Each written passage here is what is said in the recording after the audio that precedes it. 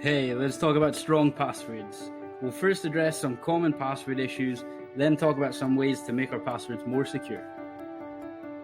First up, the main ways an attacker will reveal your password is by brute forcing it or using a more thought out approach. Just like Thomas Edison tweaked his idea thousands of times before he created the perfect light bulb, a brute force attack will tweak your password thousands of times before they finally crack it. Whereas a more thought out approach will either target you specifically based on your interests that they can get off of social media, or it'll look at the common words that are used throughout passwords across the whole world, and it'll start with these, which takes much less time to crack.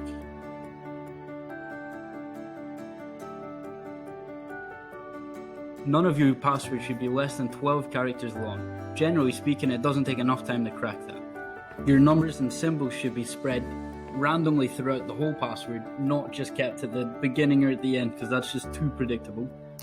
You should think really carefully. If you're going to write down your password anywhere, then you want to keep it in a safe and secure location. And finally, you don't want to use the same password on multiple accounts.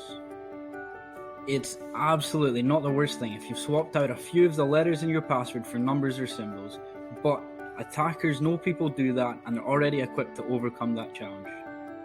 So you don't want to be logging into your devices or your accounts to find out that someone else has been in there messing around with your stuff. So let's now talk about the right things that you should do while you create your password. Firstly, use a passphrase rather than a password. You should include at least 3 of the 4 character types available, with some examples on the screen. They should be spread through the whole password and not just at the beginning or at the end. And you should have at least 12 characters in your password.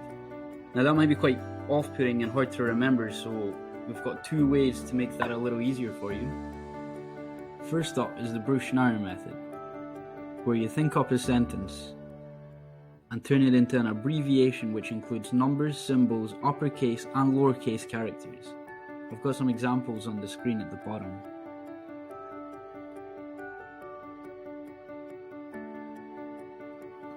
The next method includes 3 random words. Now they need to be totally random and not related, and you put them together and then you throw in a few uppercase, lowercase, symbols and numbers that'll add to the complexity of your password and make it more secure.